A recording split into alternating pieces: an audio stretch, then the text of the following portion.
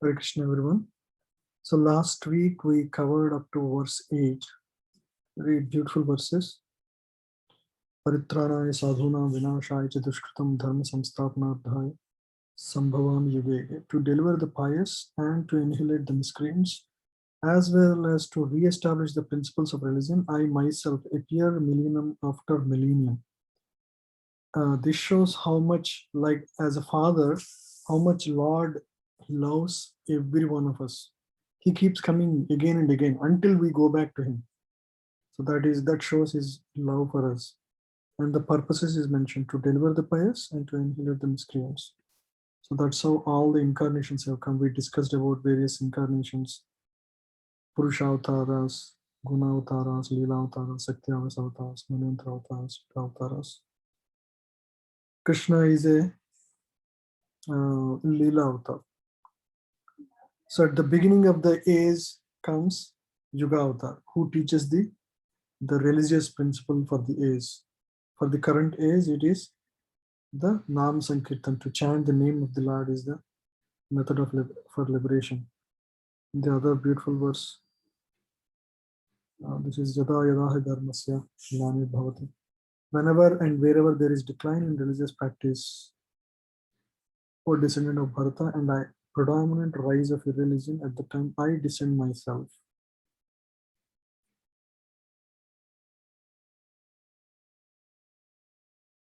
Yeah. So this verse says how Lord's body never deteriorates. It's not material body. Although I am the Lord of all living entities, I still appear in every millennium in my original transcendental form, Divya Sharir, my Atmamaya. So these are beautiful verses that reveal Tattva of Krishna. So we discussed about Tattva of Krishna in more detail last week. To understand personality is very different. When we are, when you heard about the pastimes of Krishna before, you have learned about the personality of Krishna, who is, as a transcendental, having a transcendental body, and he's a God with all, all the potencies are with him. Before that understanding, if you have heard about pastimes of Krishna, you will be very amused by it, thrilled by it. It's like a hero character. But after understanding Krishna's tattva, how he's powerful and how he's omnipotent, omnipresent, he's everywhere, his body is divyam, all these characteristics is tattva, knowing the tattva of Krishna. After knowing this, we'll be really amazed, not just amused, we are amazed by the character of Krishna, because and we understand that Krishna is like a loving father. He's not like, he is the loving father of everyone, and he only looks after the good of us. So when we understand all of that, then our vision towards Krishna changes. So now Krishna talked about how he enters this world time and again. Now further moving on, now he explains what are the characteristics of a person who can understand and love Krishna. Vitaraga bhaya krodha manmayamam upashitaha bhavo jnana tapasa bhutamadbhavamagataha. Can anyone read for me? Archana Mataji, you can unmute and read. Yes, Prabhuji. Being freed from attachment, fear, and anger, being fully absorbed in me and taking refuge in me, many persons in the past became purified by knowledge of me, and thus they all attained transcendental love for me. Wow, what a wonderful verse is this. Vita Raga Bhai Krodha. Vita means becoming free from three things. Raga means attachments, Bhaya means fear, and Krodha means anger. Being freed from all these three things, attachment, fear, and anger, being fully absorbed in me, one who is always thinking, one who is always Krishna conscious and taking refuge in me, take shelter of in him. Many persons in the past became purified by knowledge of me, by doing the two things. One is don'ts, which is becoming free from attachment, fear, and anger. That is the don'ts. And then do's are being absorbed in God and taking shelter of Him, taking refuge in me. Means if you are in trouble, don't blame God. Instead, you surrender to God. You surrender to through all the challenges. Krishna or God becomes the anchor for anybody. That person, such people, many of them in the past became purified by knowledge of me.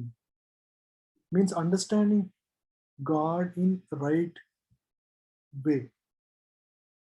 Sometimes we pray to God and expect a certain outcome, and if suppose the outcome is not coming the way we want, then we may become a little bit upset and don't want to you know, don't want to worship God.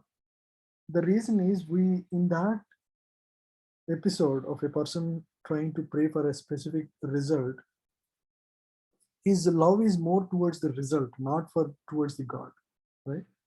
So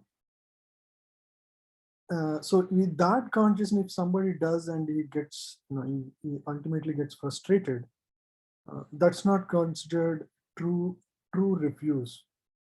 The true refuse is, God is my well-wisher, and anything that happens, even though it is not very pleasing to me, it's not very, externally very, uh, you know, giving me happiness or giving me peace of mind, but still he understands that it is in the ultimate interest of me. It is, I don't know how it is, but I believe whatever happens in my life, mm, whatever happens in my life is in my best interest in the long term, and that only takes me closer to God. So if one accepts things that way, then thus they all attain transcendental love for me. So in that, so through thick and thin, through challenges and good times, if one is steady in his absorption in Krishna and taking refuge in Krishna or God, such people, through thick and thin, they get purified, and ultimately they will attain love for God. Uta madbhavam agataha means one who attains love for me, or transcendental love for God. So this is the way one one approaches or one attains Krishna or God. So Krishna, Prabhupada very well discusses these three concepts: attachment, fear, and anger. So many people, for the attachment is a big challenge, right? Because we are in this material world, we uh, naturally deal with everything that is material. So we naturally are attached to the bodily concept of life. Right? Generally, people who are attached to the bodily concept of life are so absorbed in materialism that it is almost impossible for them to understand how the Supreme can be a person. This is another thing. Because many people have this difficulty. If Krishna is a person, they can only imagine a person means for them is like having a material body. They cannot understand the transcendental nature of the Lord. That's the difficulty. So they cannot understand how, if God is a person, like I'm a person, if God is also a person, how can he be all powerful? If I'm not powerful, in my experience, nobody I know is powerful, all powerful.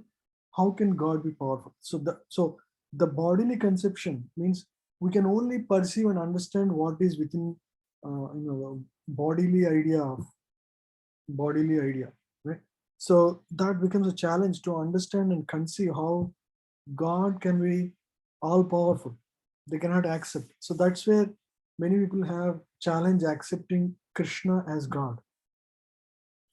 Krishna very well explains in the previous verses, his nature is divya. He's not like us. He's right. But many people, because of material conception of life, because of the bodily concept of life, if I have a body, I am limited in so many ways. So if God has a body, it means God also should be limited. He cannot be beyond the bodily limits. That's what they think, because that's how they understand bodily concept of life. Hmm? Such materialists cannot even imagine that there is a transcendental body which is imperishable, full of knowledge and eternally blissful. Many people don't understand that. So in the material concept, body is perishable, full of ignorance and completely miserable. Therefore, people generally keep the same bodily idea in mind when they are informed of the personal form of the Lord. For such materialistic men, the form of the gigantic material manifestation is supreme.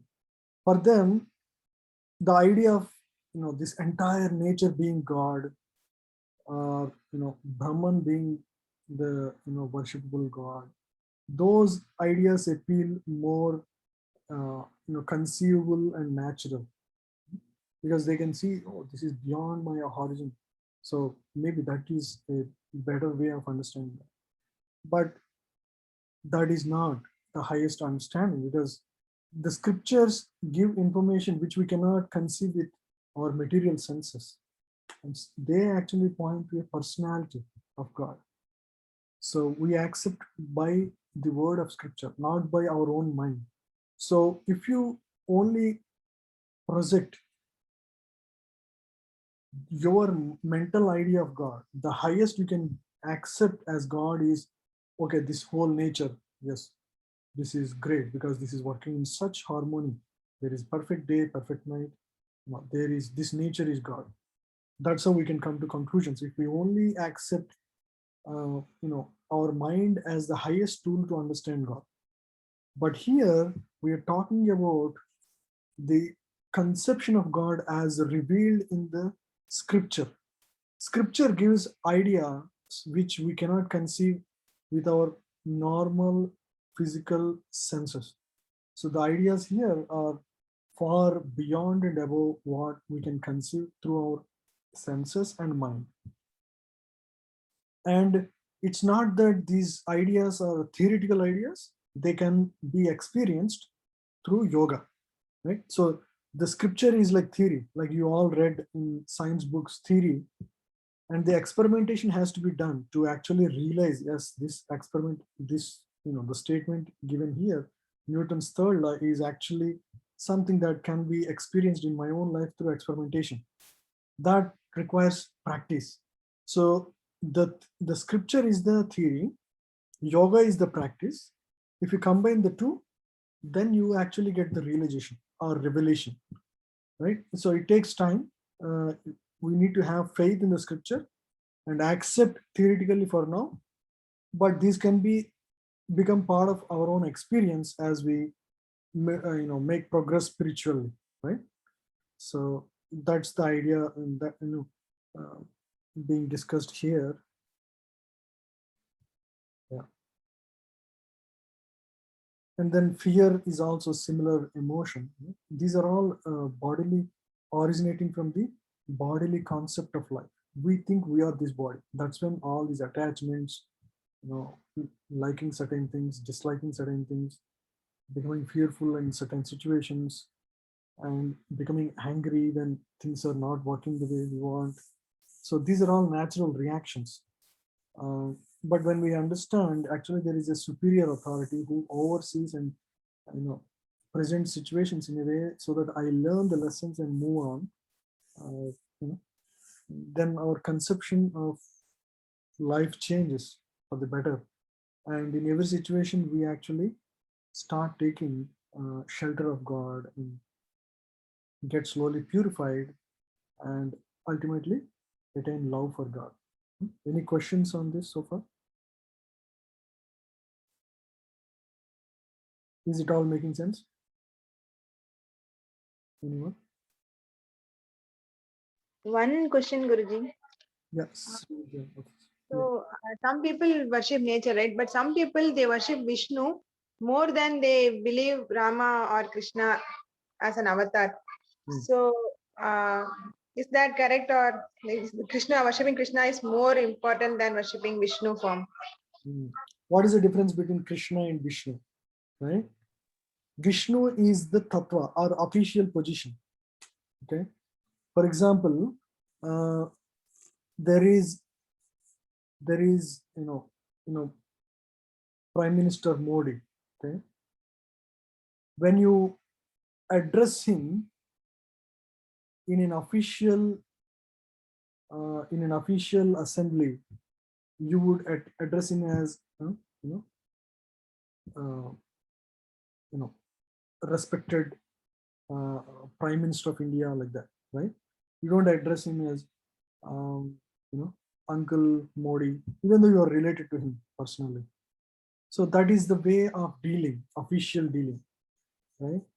But the same Modi, say suppose he comes to his home and say he has grandchildren, he doesn't have, but suppose he has, he becomes like a loving grandfather.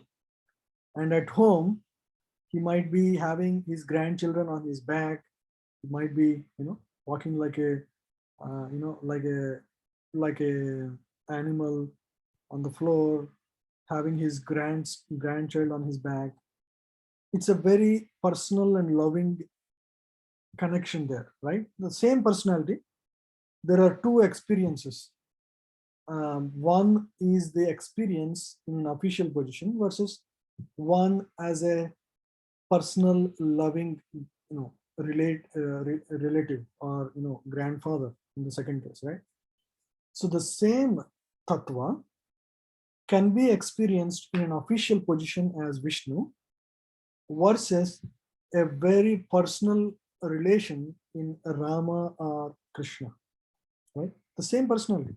The attributes are all same, but there are more attributes that are expressed or revealed in the Leela avatars. The Leela avatars are like Krishna and Rama, right? So one gets to experience the love of God more, more personally.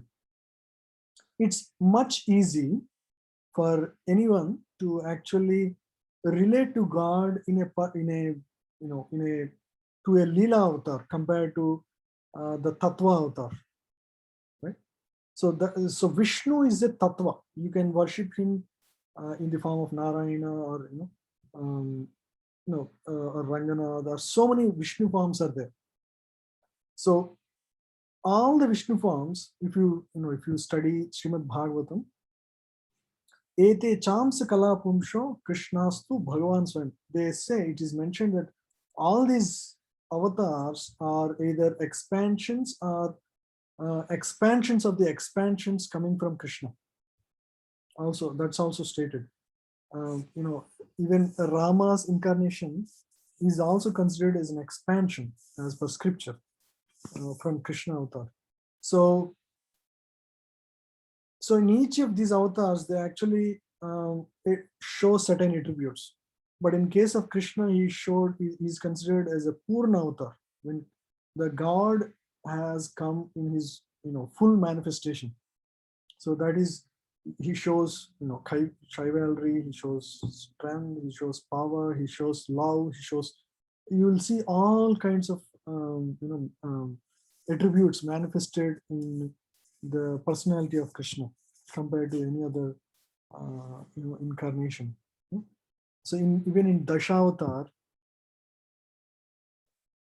so Jaidev Goswami, who is saint from like 12th century or so, he describes all the incarnations, but towards the end he says, when he talks about the incarnations, he talks about Buddha, Kalki, Rama, Balarama,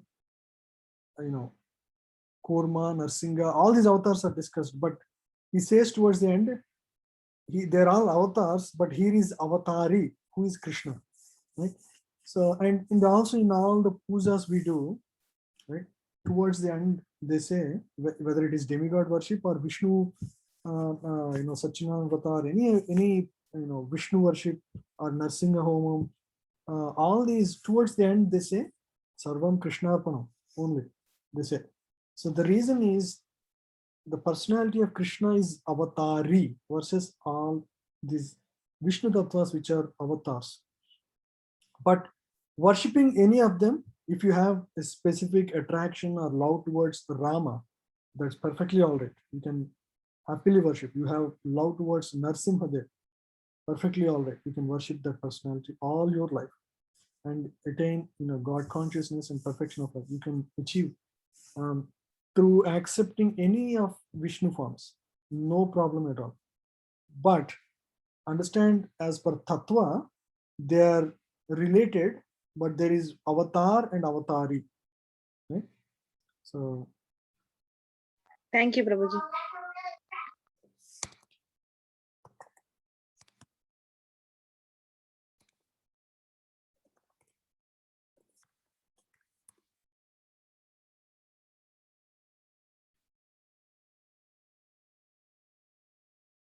just quickly. So, chapter 3 of Bhagavatam, first canto, discusses about the various incarnations. If you look at, chapter 3.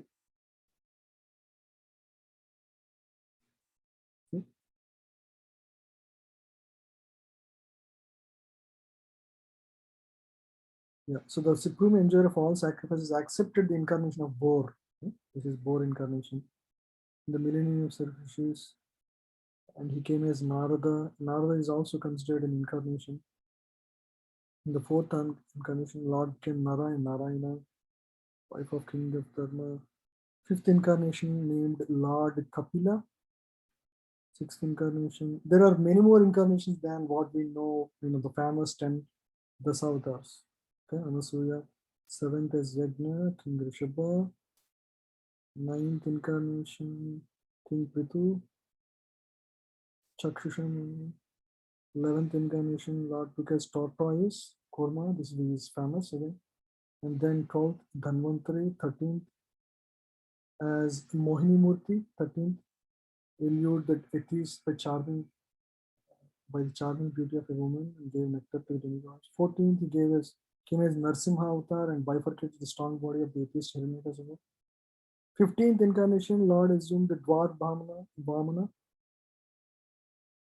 And 16th, he came as Bhrugupati, annihilated. This is Parshuram. 17th, he came as Vyasadeva. This is a special incarnation who gave all the books, all the Vedas he gave, right? So he came, God himself came as Vyasa. 18th incarnation, Rama, in order to perform pleasing tasks for the demigods, he exhibited superhuman powers by controlling the Indian Ocean and then killing the atheist King Ravana. 19th and 20th incarnation, Lord advented himself. You see the difference? As Lord Balrama and Lord Krishna in the family of Vrishni, and by so doing, he removed the burden of the world, which is eliminating the people in the Kurukshetra. Then, in the beginning of Kali Yuga, Lord appears as Buddha, the son of Anjana, in the province of Gaya, just for the purpose of deluding those who are envious of the faithful theist. So this is the purpose. Therefore, at the conjunction of the two yugas, the Lord of the creation will take the birth as Kalki incarnation. Will. You see the different word? Will means come. It comes in the future. This is written 5,000 years back, and this is going to happen. About 3,40,000 years later from now, and becomes the son of Vishnu Yasha. At this time, almost all the rulers of the earth will have degenerated into plunderers. So that's the state of the world at the time. Then Lord Kalki would come and annihilate everyone. O Brahmana, the incarnations of the Lord are innumerable, like the rivulets flowing from inexhaustible sources of water. all the rishis, manus, demigods, and descendants of Manu who are especially powerful or plenary portions are plenary portions of the plenary portions of the Lord. This also includes Prajapatis. All of the above mentioned incarnations are either plenary portions or portions of the plenary portions of the Lord. But Lord Krishna is the original personality of Godhead. All of them appear on planets whenever there is a disturbance created by the atheists. The Lord incarnates to protect the theists. So this is the difference. So generally all the incarnations appear to clear the disturbance, but the Lord appears to protect the thieves. Whoever carefully recites the mysterious appearances of the Lord with the devotion in the morning and in the evening get relief from all miseries of the life. So if you are interested, you can read the verses that we read so far, these few verses in first canto, third chapter. I'll share this link with all of you, just because we are in the context of discussing incarnation of Krishna. So I just wanted to, so now very clear, right? Who is Krishna versus who all these incarnations are? Yes, Prabhuji, one quick question. Yes, Rashmi. So Rishi Vyas was also an incarnation, which I never thought that he was. Yeah, he is an incarnation. Yeah. And then Mohini or Dhanvantri. So Mo- some incarnations are like lifelong, like Parshuram, or Yeah, because I was told that Parshuram is an immortal human being, not an correct. like a. Yeah, So I so was that's- not knowing the difference between two. yeah. So all the incarnations are not Vishnu Tattva. Vishnu Tattva means, having transcendental body like Krishna, right? So Rama is like that. Rama's body is transcendental, right? But Parshuram is not like that. And even Narada is not like that. They are called, we discussed this, right? Yeah, immortals. Yeah, they are Empowered incarnation. empowered incarnations. Yes, thank you, Prabhu. Empowered incarnation. They are Shakti Aves avatar. Shakti Aves means special potency is given in those incarnations, specifically to observe a specific duty. Like Buddha is also not like Vishnu Tattva. He's also a Shakti Aves avatar. And what about like Narsimha Avatar, Dhanvantri Avatar? They had short lives. They didn't spend a whole lifetime here. Right. Yeah, I mean, so many of them just come for a purpose, and Narsingadev also just came for that purpose and left. That's it. There is not, we don't get to see their childhood, how they grew, how they, married, or So that's that.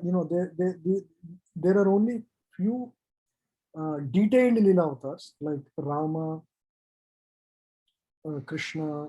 So these are very famous, but there are also incarnations specific to their purpose, like Mohini Murthy or Narsingadev. They are for a specific duty. They just come and do the thing and then leave.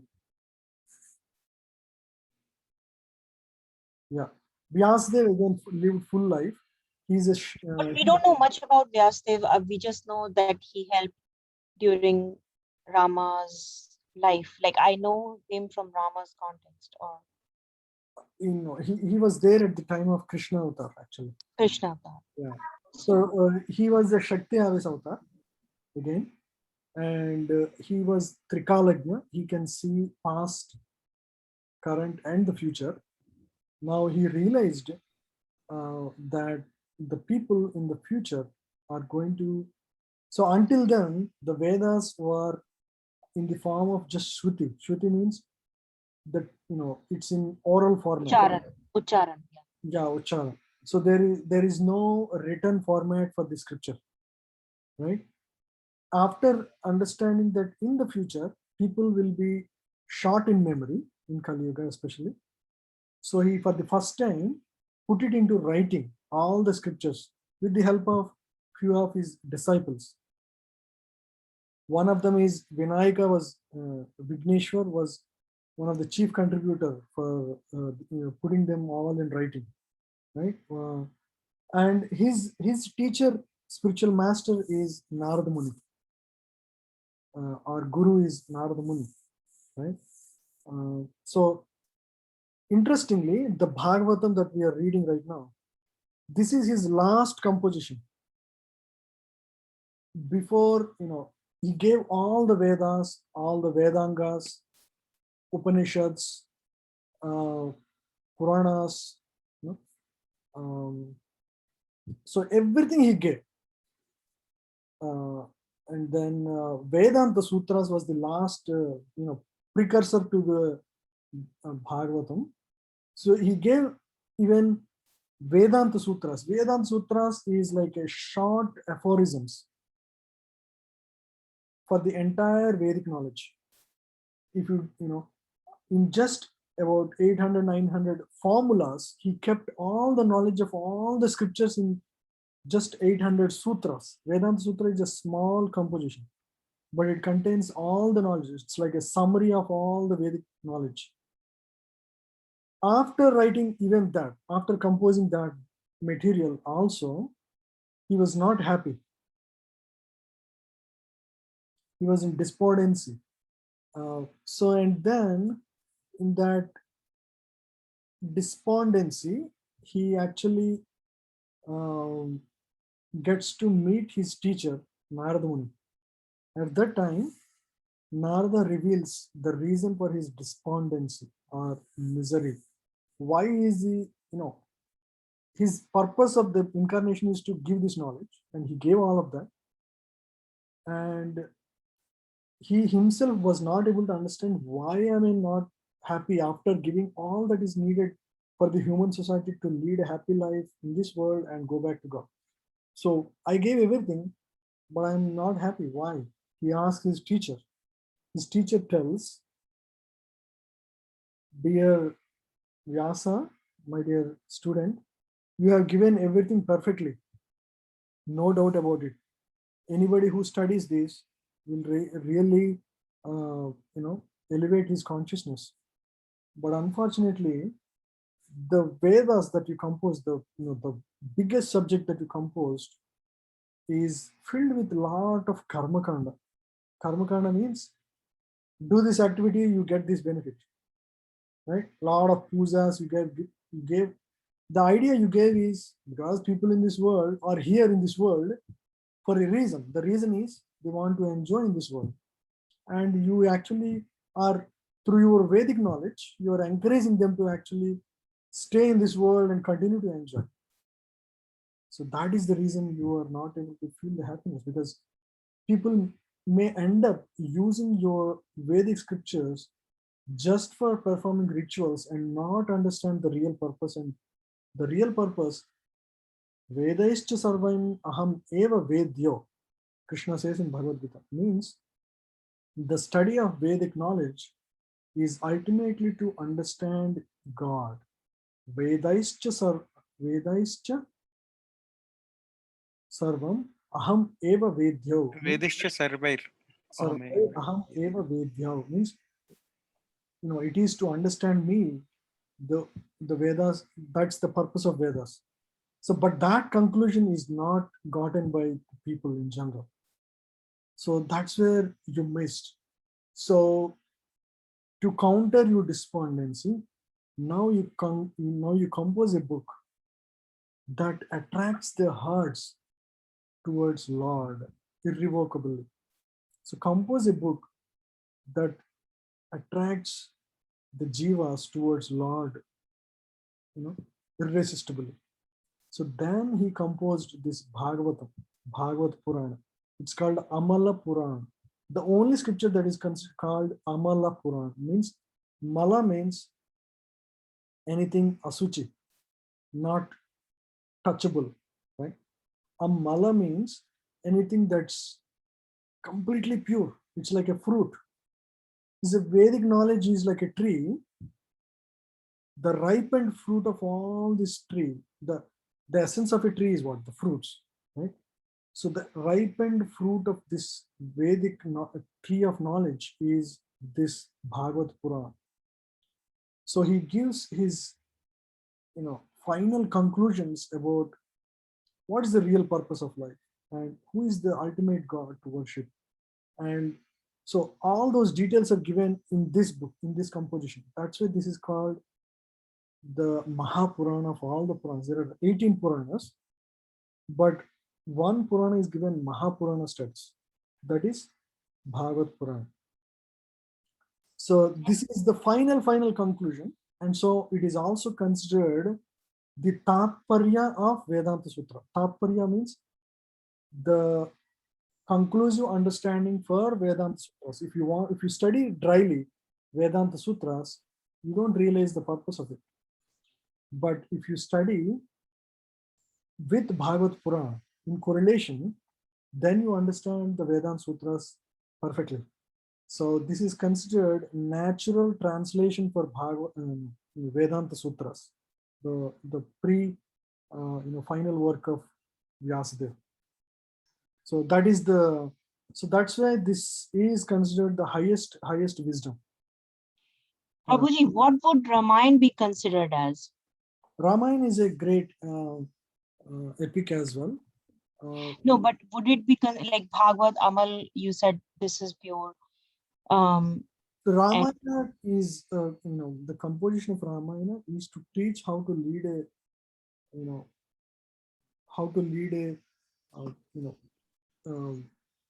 very what do you call perfect life. Yeah. No, there is a specific word for that. Righteous. Righteous. Yes, yeah, that's the right word. Yeah, thank you. So each composition has, that particular incarnation by his way of leading life in this world, just many principles, and they are for a specific purpose. Mataji, one thing I want to add, I read somewhere that because in Ramayana there is fighting and all, it is very pure, everything is good, but there fighting also is included. But in Srimad Bhagavata, it's only talking about God like that. So no bad thing at all, no bad people like that. So that's what I read. I don't just wanted to add. There is a lesson there. Yeah, but this is the Bhagavatam is a composition of the stories of great devotees, how they have perfected their life, like Dhruva Maharaj, Prahlad Maharaj, Ambarish. These are all great devotees who have lived in the past, and Bali Maharaj, Katwanga, and amazing stories of all these great devotees of the Lord, and how they have gone through the challenges, how they have lived through them, how they have, Vitaraga by Krodha, just like we read right now, how they have acted beyond all these things. So while reading these stories, we understand how to actually, conduct our own life and achieve perfection towards the end of life. Just like, following in the footsteps of these great souls, how we can also, attain to the same goal as they.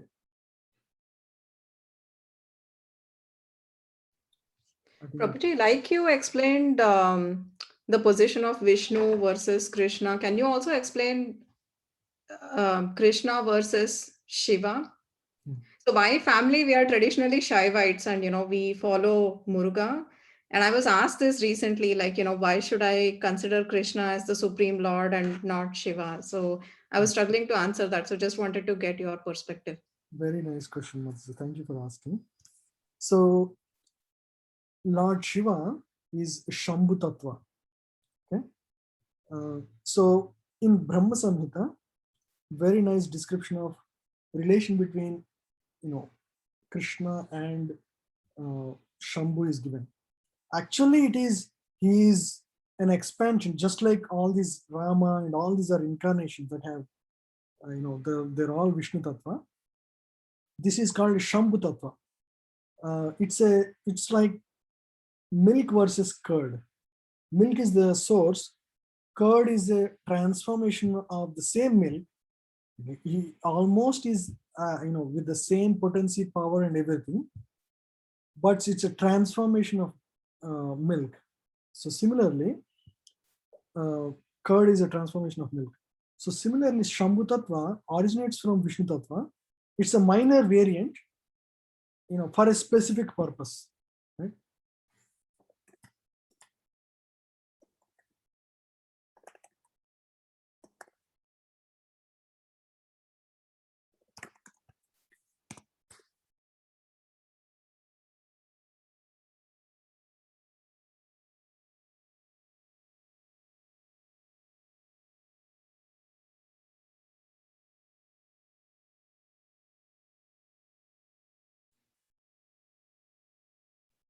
Lord Shiva is in one sense the supreme personality, but in another sense he is not. Just as curd is milk, although we have to distinguish between the two.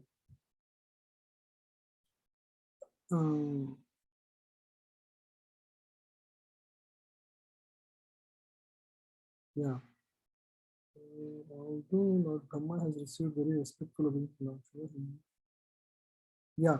So compared to Brahma, he is far more powerful because he's directly coming from. He's as good as Krishna, because they're like incarnations.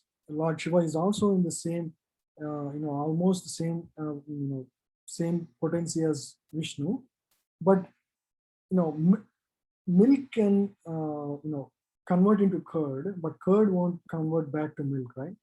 So So it's Prabhuji, sorry, I wanted to add this. Like for milk, milk has many uses. Like you can make sweets out of it. You can do different things. But curd has one nature, that it cools, and then you can use it in a certain way. It has certain properties. So all the incarnations are like that. I mean, not just Lord Shiva. Like take any other incarnation, they only are. So they're called. There is God, and then there is servant God. Servant God means the same God executes so many purposes through various incarnations, and all these incarnations are incarnations of the incarnations. Are they're all coming from the same potency. However, they execute certain purposes, right? But within this world, uh, Mother Durga and Lord Shiva are like the father and mother, because when the creation started, there is a great detailed description of how Shambhu Tattva was the it's the creative potency, and that's how within this world he is considered the supreme, and it is perfectly valid. There is because ultimately they're all one and the same. They're all coming from Krishna, with a slight variation in purpose, right?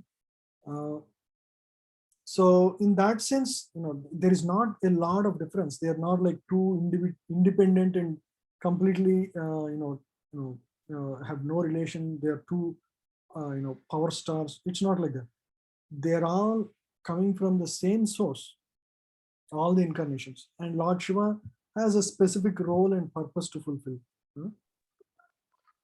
I want to add one more thing. So, in my dad used to tell one slokam, Akashat patitam toyam yata gacchati sagaram sarvadeva namaskaraha Sri Keshavam pratigacchati. So, everything, whomever we prayed goes to Keshava, like that it comes. So, is Keshava the ultimate form, or Vishnu Tattva? Just, I know it's Vishnu, but why the specific name Keshava they gave? Yeah. Keshava is Vishnu Tattva, yeah. Yeah.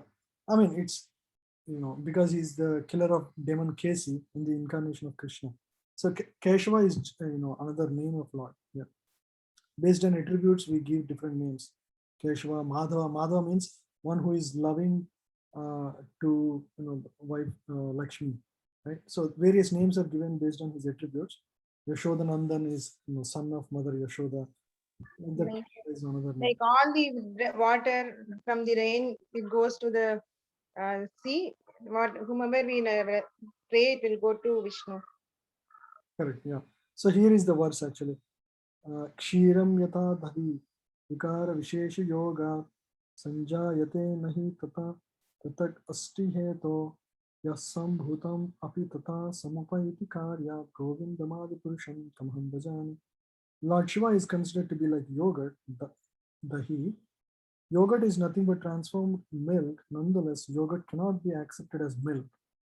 Similarly, Lord Shiva holds almost all the powers of Lord Vishnu, and he is also above the qualities of the living entities. He is not like one of us. He is not Shakta Vasavata. He is Shambhu Tattva. He is almost like Lord, but he is not exactly like Vishnu. Just like yogurt, although transformed milk, is not exactly like milk. That's a slight variation. It's not to put him down or anything like that. It's just the way they are. Milk changes into yogurt when mixed with the yogurt culture, but actually yogurt is constitutionally nothing but milk. It's nothing but milk, constitutionally. Means source-wise they are the same. Similarly, Govinda, the personality of Godhead, assumes the form of Lord Shiva for the special purpose of material transactions. He had certain duties to perform. So he is the in charge of mode of ignorance. Right? I offer my obeisances at Lord Govinda's lotus feet. Lord Shiva is the supreme personality of Godhead in the same sense, supreme personality of Godhead in the same sense that yogurt is also milk, although at the same time it is not milk. For the maintenance of the material world, there are three incarnations, Brahma, Vishnu, and Maheshwara. Lord Shiva is Vishnu in an incarnation for the mode of ignorance. The material world exists predominantly in the mode of ignorance. Right? People in this world are predominantly in the mode of tamogun. Therefore, Lord Shiva is compared here to the longitude and latitude of the entire universe, which resembles a cloth woven of threads extending for both its length and breadth. Again, in Charitamrita, there are various references in various books, all talking about similar concept. Thanks, Prabhuji. He is non-different. We should not look him down. He is equally powerful, but for a specific purpose. Right? Prabhu also Bhagavatam says Vaishnavan Nam Yatha Shambhu. Yeah. And by the way, he always meditates on Vishnu. Yeah, I was about to. Thank you, Prabhu. He is also considered the greatest devotee of Lord, actually.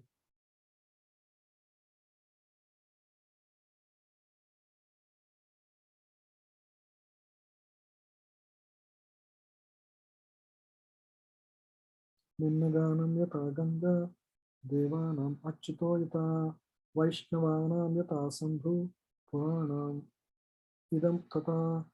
Just as the Ganga is the greatest of all rivers, Lord Achyuta is the supreme among the deities, and Lord Shambhu, the greatest of Vaishnavas. So Srimad Bhagavatam is the greatest of all Puranas. Oh wow, interesting. We discussed the same thing. Right? Srimad Bhagavatam. So these are just like Ganga is the greatest of all rivers. Lord Achyuta is the supreme among the deities, and Lord Shambhu, the greatest of Vaishnavas. He is also, considered a devotee of Lord. In fact, there is a complete sampradaya on his name. It's called Rudra Sampradaya. Rudra Sampradaya, have you heard about it? And Rudra Sampradaya, the Sampradaya is named after Lord Shiva because he initiated certain disciples in the Vishnu Sampradaya, basically. Rudra Sampradaya.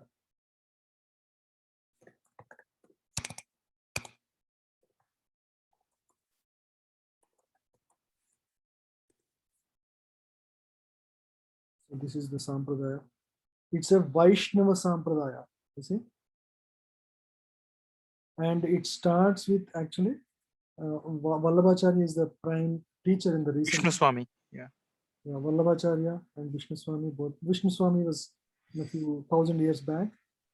Yeah, but Yeah, so this is a sampradaya, which originated originally from Lord Shiva himself. Though the sampradaya is believed to have traced its origin to the Hindu deity Shiva, also known as Rudra, who passed on the knowledge imparted to him by Vishnu on mankind. You see clearly? According to Vaishnavism, Shiva, who has the Shaivism school dedicated to his worship as the supreme god, is the first and foremost Vaishnava. He is the first and foremost Vaishnava, or the follower of Vishnu. Vishnu Swami was the 15th in the line of passing this knowledge. He is one of the teachers, Vishnu Swami, in this line. So these originated from a long time ago, thousands and thousands of years ago. Is that making sense, Mataji, now for you, Archana Mataji? Yeah, that was helpful. Thank you, Prabhuji. Yeah, we discussed many references from Bhagavatam as well as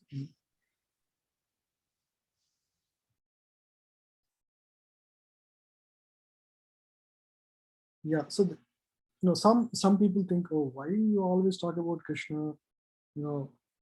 I mean, this is not our ideas. These are ideas from the scriptures. These are not any person. We don't have any specific, attachment or anything like that. We're just speaking what is there in the scripture. We don't have our own ideas projected here.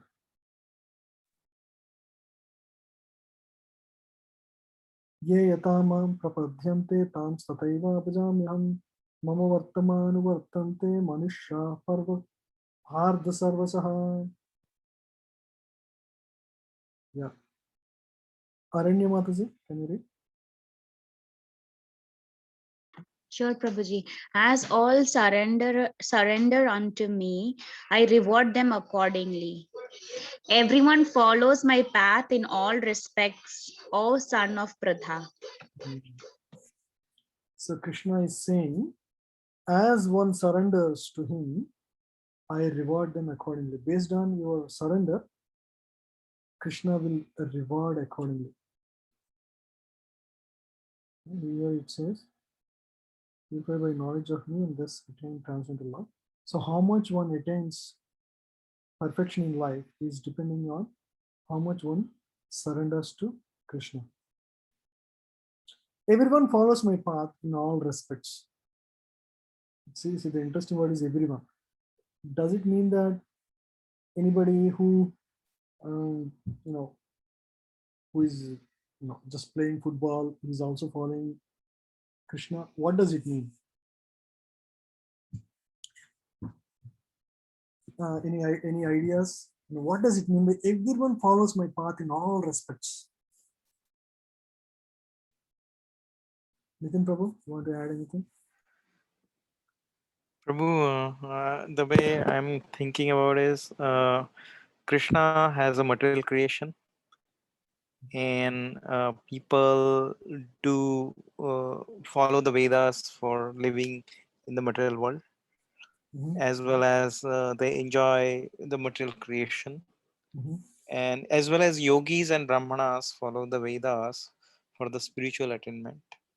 So everybody is working towards their goal of the life. Somebody is making a progress in spirituality, somebody is making us progress in their material advancement. Very good. Thank you. That's what I understand. So in the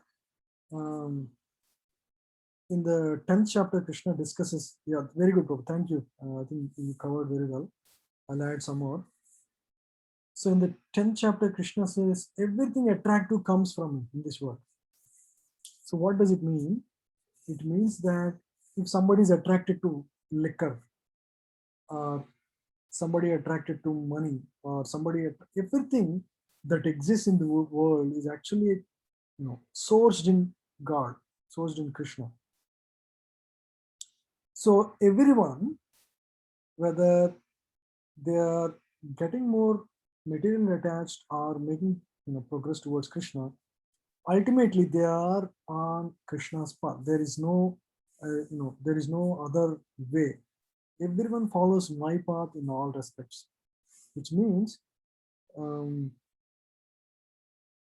everyone is basically attracted to things of this world which are which are coming from Krishna, sourced in Krishna ultimately. But as you surrender, I reward accordingly. If you are, some may be going up, some may be going down in their journey of life towards the ultimate destination. But everything, because everything belongs to Krishna, so everyone is on the journey. Some are, making positive progress, some are making negative progress. That's what it means. But everything is coming from God Himself. Prabhu, just one reference is Brahma Samhita 5.1, where in the end it says that Krishna is the causes of all causes, both in the spiritual world and material world. Everything emanates from Krishna. Correct, yeah. So yeah, thank you. Even in 9th chapter, there is a discussion about how everything comes from Krishna. Prabhu, what is the purpose of creating this liquor? Why at all it exists, right? Yeah, why at all all these bad things exist? Yeah, because which is very attractive for the people. Yeah, right? Yeah. Because these things exist, because there is a, just like why there is wine sold in, because there is a specific desires by the individual jivas, and if they are not given, they will be starving for it, right? So Right. so there is fulfillment for the needs as desired in this creation, right? So based on one's karma, they will be attracted accordingly. These things exist so that otherwise it's all force, right? There is no free will for the jiva. If everything is perfect and nice, this world won't be called, this world is going to be Vaikuntha. It's not material world. In the material world, yeah, there will be all these facilities which are not ultimately good, but the reason for providing those facilities is to make the conditioned soul understand, hey, this is not really giving me happiness. I should turn back to God. These are temporary and these are addicting to me. Ultimately, every addict understands that, right? But they have this incessant desire to fulfill that, the particular desire of them. So there will be facilities like that. I mean, intoxication is there even in higher planets. Even in Swargaloka, there is intoxication. There is somarasa available all the time for anybody. In higher planets like where Indra lives, or any of these higher planets, many of these planets, they have every day there is cabaret dances all the time, right? People are there just to enjoy. Based on one's good karma, one gets such life, and but they are mindful of God all the time, right? But in this world, you drink liquor and you forget about God. So that's the problem here in the material world. So basically, everyone has to voluntarily give up Yes. that. Otherwise, that desire will be there, and people will burn that, again and again. Exactly, that's true. So one has to realize on his own and come out of all the bad things in this world. Right. Until then, you will be given opportunities to enjoy the way you want, because you have those desires. You better fulfill and come to the spiritual world instead of trying to force away from the mind. So everybody realizes, sometimes people realize very late in the game after they get diseases.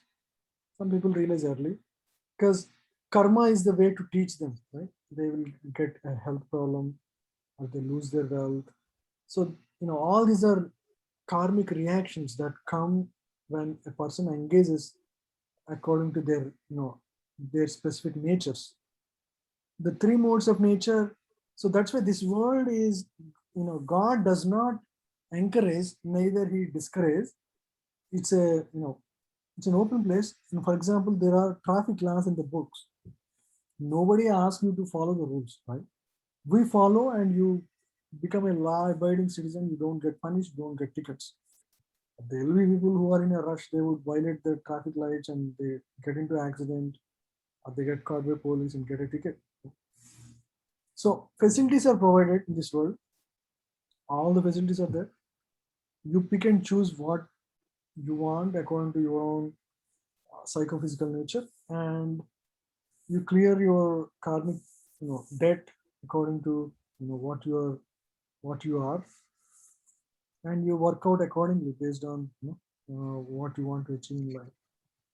So the three modes of material nature are enacted in this world so that each individual goes through their own karmic cycle, and they also have the opportunity to get out. It's not like they are only forced to suffer in this world. There is a balance system, and anybody who is interested, they will be able to get out of it also. So that opportunity is also provided, right? So Thank you. that's how it works.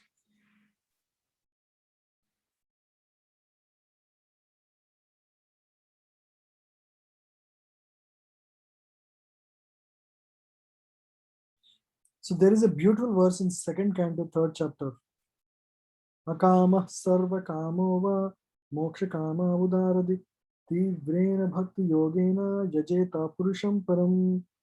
Whether one is without desire to enjoy in this in the material world, or is desirous of fruitive results, you want this and that in this world, or is after liberation, want to mukti, one should with all efforts try to worship the Supreme Personality of Godhead for complete perfection, culminating in Krishna consciousness. Yajeta Purusham Param. Tivrena Bhakti Yogena. Akama, no desire. Sarvakama, full of desires. Mokshakama, or desiring liberation. Either of all these things, instead of worshipping some demigod, worship the Supreme Lord Himself.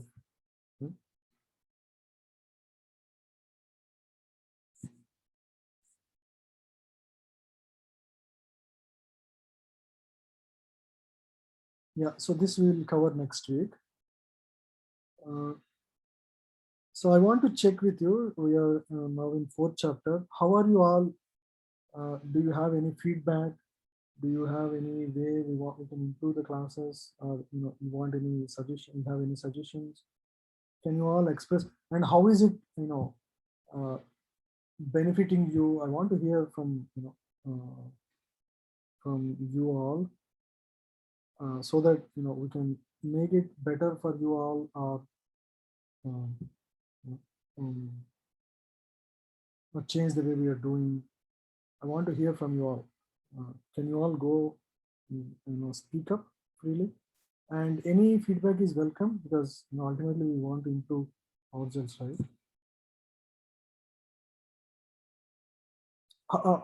By the way, are you seeing, like, is this knowledge making sense? Which of you can speak? Sagar Prabhu, you want to start?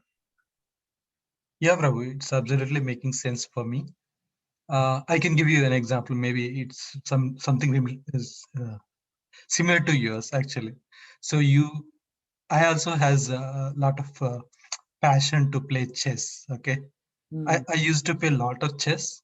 Like once I used to play on weekend some 40 games at a time. Wow. Okay, that was really crazy. I was not able to come out of it, but once I started reading this Bhagavad Gita and started spiritual journey, somehow I gave up. Okay, for the past 3 months, I didn't play even one game. Wow, that's an amazing transformation. that no, I don't think it's a wrong, but the thing is, when I was playing, it was increasing a lot of anxiety. Okay, if you lose one game, right, and you started to play for win. Okay, like that, win and lose, right? So these were making a lot of anxiety for me. Hmm. And somehow, if you play those games, they will be there in your subconscious mind, right? Yeah. It will occupy your mind actually. That's So they will continue forever. Some of these things were not making any productive for me. Once I stopped this, I like I saw some productiveness in my work. I was able to spend that time in some other things like reading Bhagavad Gita or watching some spiritual teachings like Radhanath Prabhu or Gaur Gopal Das. They were really interesting actually. That's true. So that's how, yeah, it benefited for me. Yeah. Thank Yeah, you. that's all. Okay. And are you chanting Prabhu now? Yes, Prabhu. Daily one mala I am doing. On weekends, I'll do 2 malas. Very nice. Very nice. Thank you. Thank you for sharing. Yeah. Prabhuji, I can go next. Yeah. Go ahead, Rashmi Mataji. So for me, I think for me it was, as long as Sagar Prabhuji said that, for me, as long as I'm busy doing something, If you are okay, whether my on the video, if you are okay, just so that everybody actually should have told Sai also. It's going to be more personal. Yeah. If you are comfortable on. So I can't hear. So Prabhuji, for me, as well, as long as I was busy doing my office work, housework, doing something, I was fine. And if I'm talking to my friends, not even friends, like just acquaintances or even family friends, and then I like 15-20 minutes, I didn't feel connected, and I just wanted to leave from there. For me, it was like everything felt empty. As long as I'm busy doing something, that was fine. And then after that, it was like I couldn't figure out. I spoke to my niece, who started with Gita. Her name is Sneha Agarwal, and I had a discussion with her one day, and that's how I started Gita classes.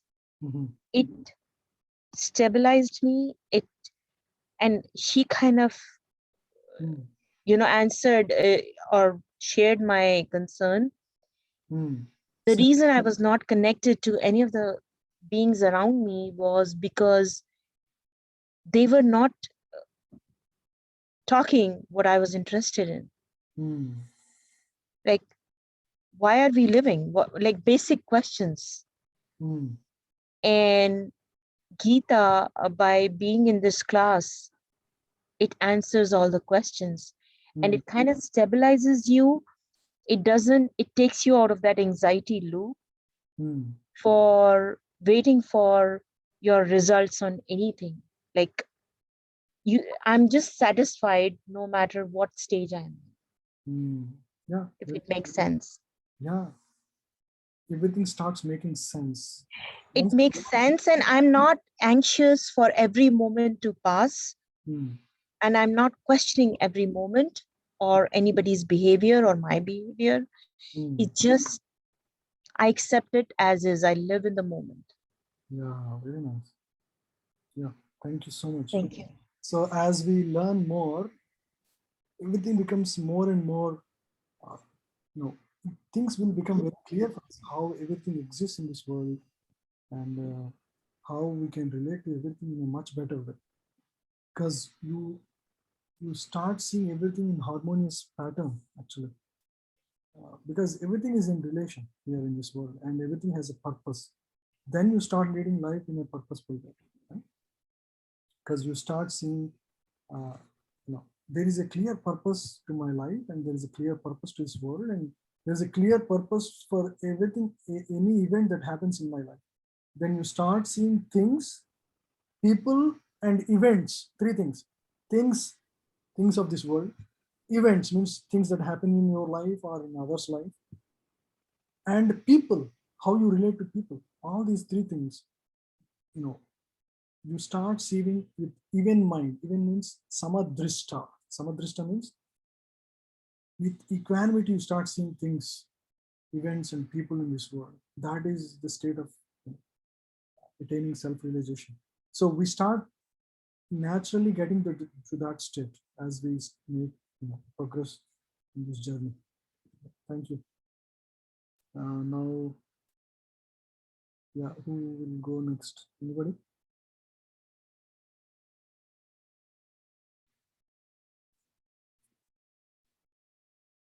Nitin Prabhu? Prabhuji, try. Jyoti, my name is Jyoti. Yeah, I can try. So one of the things that has worked for me. The video on for us. Say it again, sir. Can you keep the video on for us? Yeah, I have done a video. I'm not sure if you can see me. But yeah. Oh yeah, I can see you. Yeah, perfect. Okay, yeah. So one of the things that I have done the Discover Yourself class before, and I've been visiting the temples, and but with stay at home, I felt that association is something that I missed, and that's why I got into the class, and it has been great because one of the parts of bhakti is like association and mingling with people who are of the same, having the same thought, or at least aspiring in the same direction. So yeah, so that association part is like keeps me anchored, if you will, because I have a small kid too, and like my mind is mostly consumed by like running behind the kid, taking care of her, and I wanted to go back to a time where every week I have some time where I meet with people who are doing the same thing or getting associated with them. So that works for me with this class a lot. Mostly nowadays we cannot go to the temple because of COVID, and cannot go out a lot. So yeah, that works out a lot for me. Thank you for sharing that. Yeah, we all need association. Alone, how much can we do anything? It's very difficult. You need inspiration, and when we have similar minded people that come together, we can do many things. That's why the word company is there, right? Company means people working towards the same goal, or to come out with certain innovation or whatever. So we need, in company, we always do fare very well. Even to make progress spiritually, if we are all on by ourselves, it's very difficult. Within few weeks, you start giving up your chanting, start giving up your reading. All the good habits will go away. So that's why this is like an anchor, as you rightly said, the word anchor. This is the anchor that keeps us connected to satsang, and to ultimately achieve the perfection of life, right? And that's why we should treat this very highly in this world. Yeah, thank you. Thank you, Prabhu, for sharing. Yeah, who will go next? Nitin Prabhu, you want to go next? Yes, Prabhu. Hare Krishna. This is definitely a class that I do await because it is connecting me back every week to Bhagavad Gita. Though I have learned it, but just feel like moment you don't read it, you forget about it. If you don't practice it, you don't really get it. So internalizing and going over again definitely helps me connect back, as well as and I kind of see your lot of good examples that what you are explaining and analogies, and then real practical application. Those points really adds a lot of values in my understanding. uh, I think as you asked that anything would help, I think if you can give a little bit more a separate class on what is a devotional service all about, because Prabhupada talks about devotional service a lot, but everybody has their own different meaning. But if we can explain specifically what all is in devotional service, and maybe explain each application, practical application aspects, that would be more meaningful, useful. Like, how do we practice devotional service at home, at work, with friends? So maybe It is that would everyday, be, part of everyday life. In yeah, every yeah, aspect of life. correct, correct, Right? correct. So Okay. yes, even like, how do we make a progress? Because many people has a question, what do I do for worship? What do I do for, why do I do worship? Because people sometimes either, sometimes I used to blindly follow, then suddenly somebody asked me question that why we need to worship like this, or why we need to play the bell. I'm like, oh, I don't know. So why you're playing? Don't play. I said, yeah, maybe I don't play then.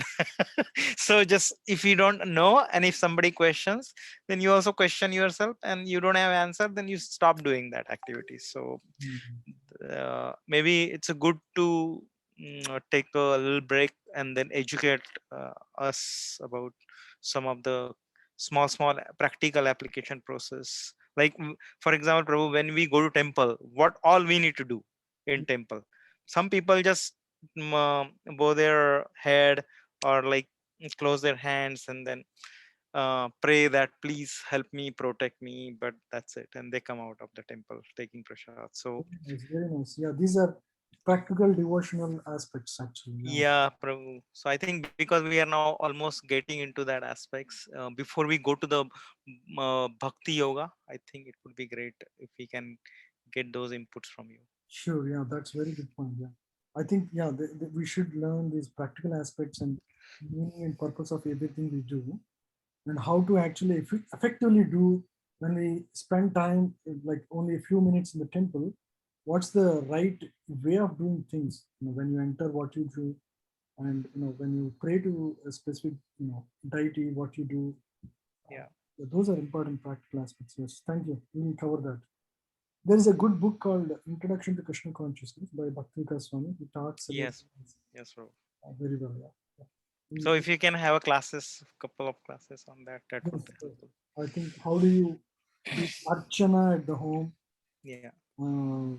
Basic, and then how do you offer? We discuss that, but Yes. again, we can discuss all these aspects. Very basic principles, so we understand the reason behind them, and also we do these aspects as part of our devotional service when we go to temple or when we are at home. Yeah, thank you. We'll do that. So Prabhu, one more thing. Because a pandemic is going on, there is so much anxiety, so much like people has back home in India, people feel lot of anxiety because so many things are going on. And I know that there were some classes, I don't know who normally takes or you take. There are stress management classes, anxiety management classes are also there. So Yeah. maybe something, if that can be also arranged as a good practical application in the current instance, I thought it is more appropriate. Mhm. So because that goes along the life lessons of from Bhagavad Gita and Bhagavatam. Yeah. And I don't know whether Madhav Chandra Prabhu once did the stress management class for us, but it was a long back.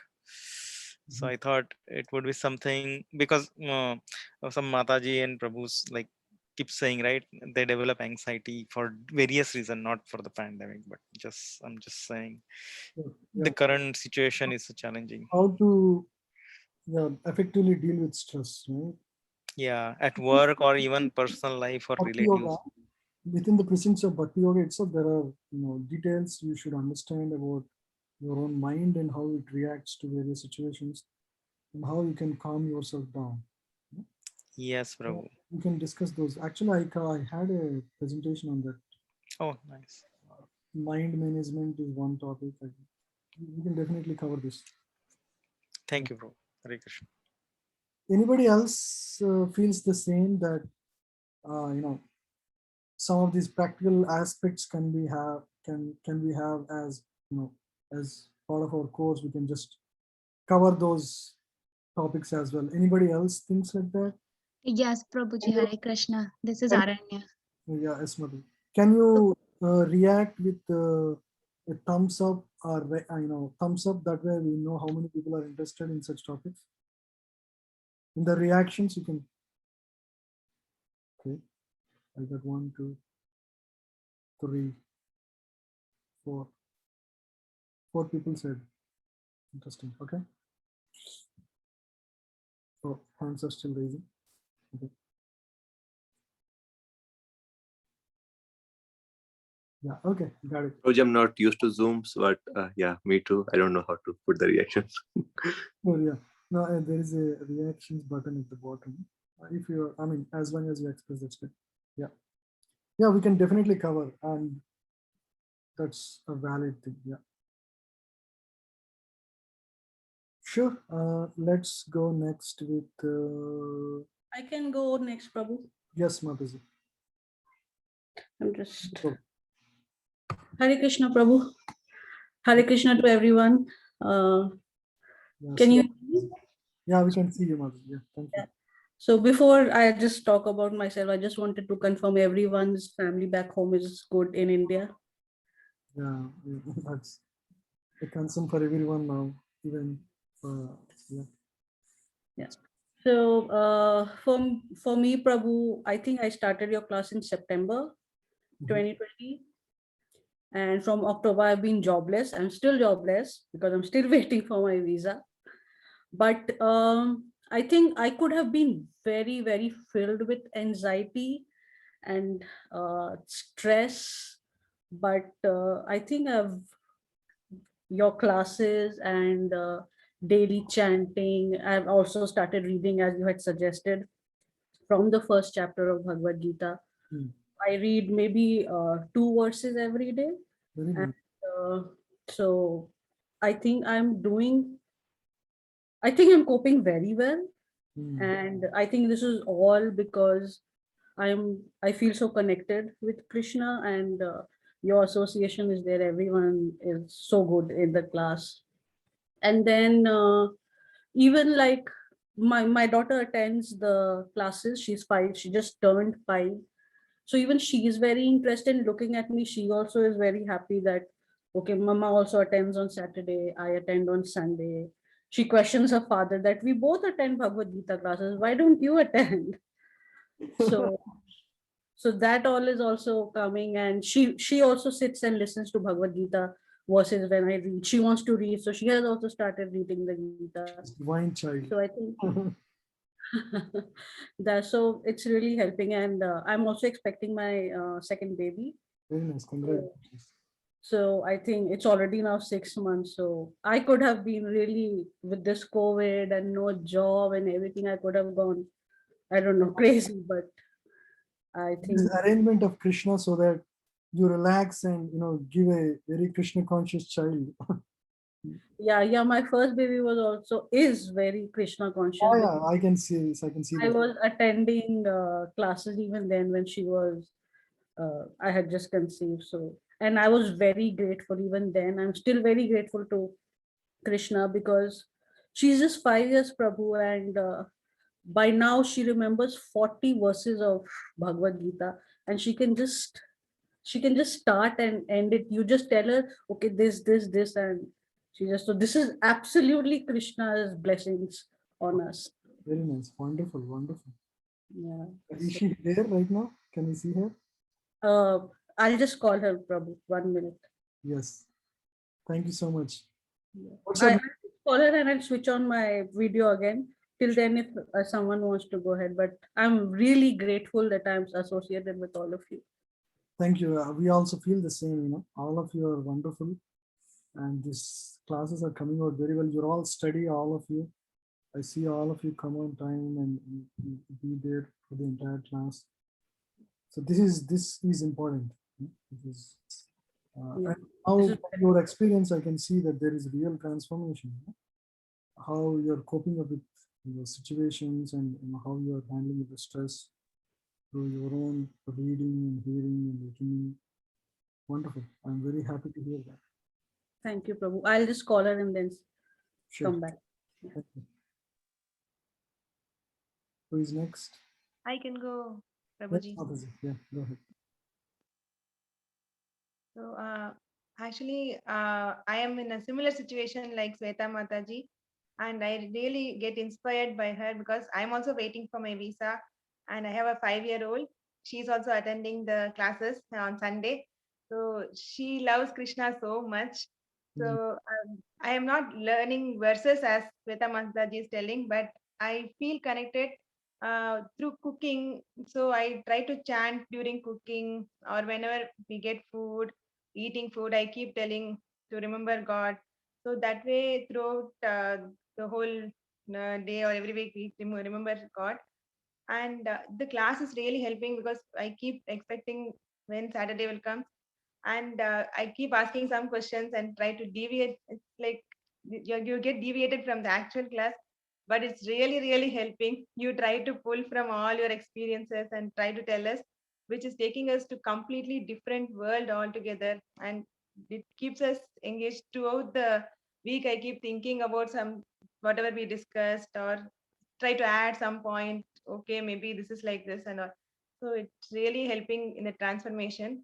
So and some classes like there's some children came and presented, and then and when Mataji presented about Chaitanya Mahaprabhu, so all those were also very refreshing. So we can have, if possible, we can have people like that, So, which really is inspiring for us.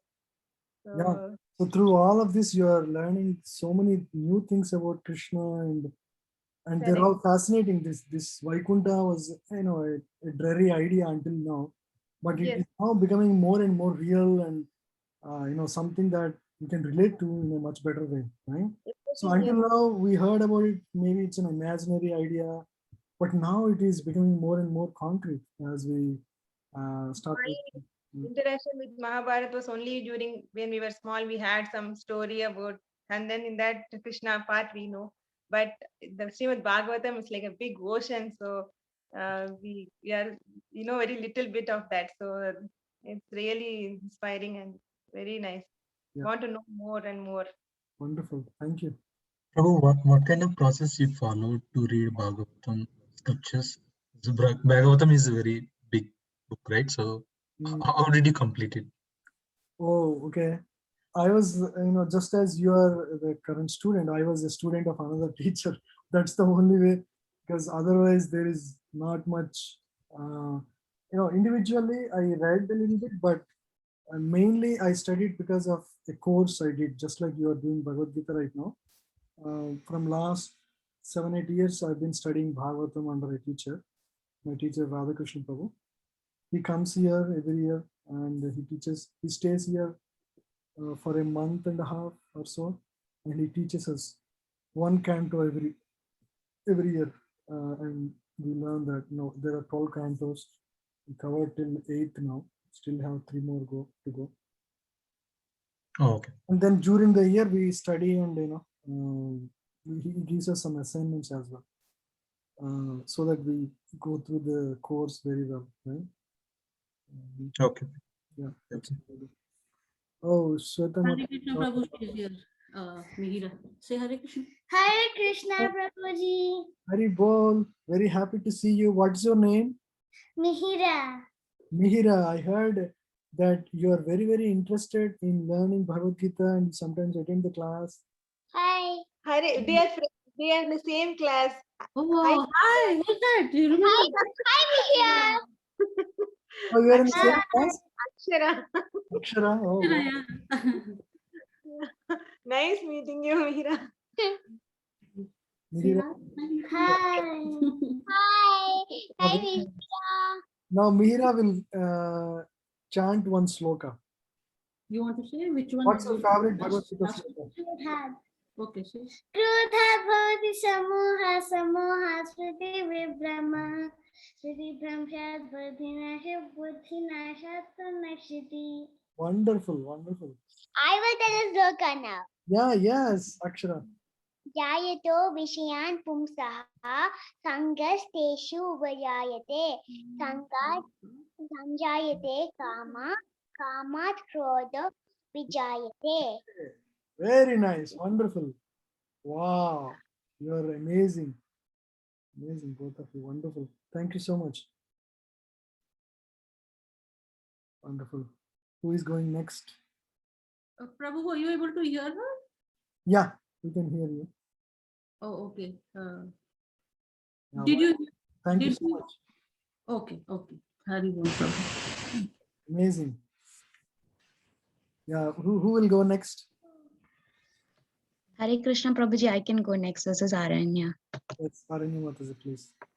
So Prabhuji, I used to have a lot of stress. Like I was doing devotional practice before also. Like I listened to, wake up in the morning and I listened to Venkatesha Suprabhadam, and then I listened to Vishnu Sahasranamam. I chant Narsimha Kavaj like almost every day. And then I'm learning Bhagavatam on Fridays. Mataji is teaching us. So we've learned a couple of like Venu Geetam, Yugala Geetam, how to sing. So I do that. And then I wasn't reading the Bhagavad Gita. Like I would read the verses that you send every day. Like it comes in the phone in our group. So I wake up and I used to read that. And then once we had our classes, like I would go back and read just those verses, but I wasn't reading from the beginning. So since you mentioned from last week to read from the beginning, now I've started doing that. I'm seeing definitely a lot of changes. Like my son has been attending the Vedic school for a while now, like almost like 1-2 years now. And Divya Mataji's daughter was teaching him that 108 Bhagavad Gita like slokas, and when he would like chant those slokas, that's how I was also interested, like listening to him chant, and he would like learn those 108 like the most important BG verses. So while he was doing that, that's how I think I feel like I slowly started feeling okay, I want to read the book, understand. We as a friends like group have been getting together for a couple of years trying to understand or read the Gita, but we every time we read, we talk, and then we say that okay, we need a guru to kind of teach this. So this has definitely been helpful, Prabhuji. Like since we started the class, I feel like I have a deeper understanding, especially like I used to get attached to results, right? You would do your part really well, like say at work or at home, and then you have all these expectations of how others would treat you, how the results should be for like something that you've done, like promotion or work, or from your family, from your brother, mom, your husband, your children. You have all these expectations, and when things don't happen based on your expectations, you always like take it to heart or feel bad. But now I feel like I'm slowly started like feeling detached, right? I tell to even Lord that I am going to just do my job and whatever it is that I need to do, and I'm going to leave the results and not be attached to the results. No matter what the results are, I will be fine with it because it's going to be your will. And then before I go to bed at night, now I've practiced something where sometimes you have these like hard hurt feelings, right? So I tell that to Lord itself. I say at night to him, I'm not happy with how this turned out. I really am not very happy with that result, but I understand it is your will, so I'm going to accept it as is, and I'm going to let go of. So I feel like that's been helping me a lot, like just telling the Lord himself at night when I chant that I wanted this outcome, or I was thinking about this, but it's okay, but I'm also sad about it. So that I feel like that way I'm just telling him, I don't have anyone else to like go talk about these things. So I feel like that's definitely been helping me. Chanting has also been helping me, but it's been hard, right? Like I try to chant every day at night, but I fall asleep. Now we lost the nanny for like 3 weeks, and we've been trying to juggle everything like work and home and everything else with the baby as well. The baby is 15 months. So it's been challenging, I feel like, but even then I would be super stressed. Like my stress level probably, if it was before, it would be 200 100% like a situation like this, right? But I feel like I'm more calm that I'm reading the Gita and chanting, that the way I am seeing things, or the way I am dealing with the situations in life, these troubles, these problems that keep coming, I do definitely get, stressed at some points in time, but it helps me when I read I just picked up the Gita and start reading when I feel that way or feel anxious.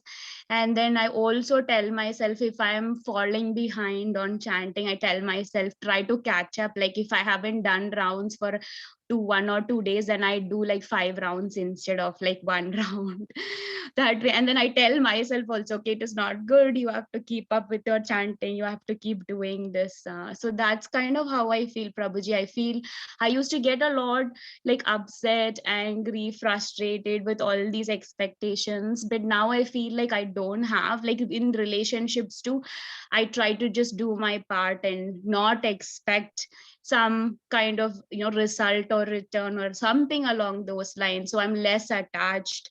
That's kind of my experience that I wanted to share, and all the association with all of this group. And then Prabhuji, we can come to you with even personal questions. You've helped me so much with like all the different situations that I had, also like a guidance, a guiding stone for us, right? Like who roots us to this. That's super appreciative of that as well, Prabhuji. Hare Krishna. Thank you so much for sharing your journey so far. I'm really happy that you are actually able to connect with Krishna now, or God in that sense, on a regular basis. Sharing your mind, those are very important actually. That's how you relate to God. Right. Yeah. And you are Prabhuji, I want to add here, even if we can come with whatever mindset, I think when we just listen to the whole thing, there are some wisdom nuggets, even when we don't ask questions. That is a takeaway for me. And it's my brain that can apply anywhere, anything. Before this class, I opened Bhagavad Gita. Actually, I bought the book from our temple a couple of years back, and I was not connected to any kind of Gita or like any association. And I used to read it, sometimes open a book, read one verse, and just in one day, one verse, and try to figure out whatever meaning I could. Even then, it gave me a lot of perspective. Yeah. And then with this association, just hearing everybody, there are a lot of solid takeaways for me. That's true. That's why we need to keep opening up. That's how it becomes less of a theory and more of a practical wisdom. So we now hearing from each of you how you are doing, how you are relating. That gives some ideas for everybody on how they can improve and how they can do. Right? Thank you, Aranya Mataji. Hare Krishna, Prabhuji. Wonderful hearing from you. And always feel free to, if you have any questions or anything, don't keep those to yourself. Always, if you think I can help or anybody else in this group can help, we are all together in this journey. So always feel free to message, you can always message me. Aranya Mataji messages me if she ever wants to take some inputs. And a few other devotees also do that. Everybody is free to do that. We're all in this together. Okay. Never feel that this problem is when you share your heart, your challenges become half and your happiness becomes double. That's what they say, right? Especially with those who you think you can share happily without any hesitation, who are our well-wishers. We should always have some like that. Thank you. Who will go next? Archana Mataji, you want to go?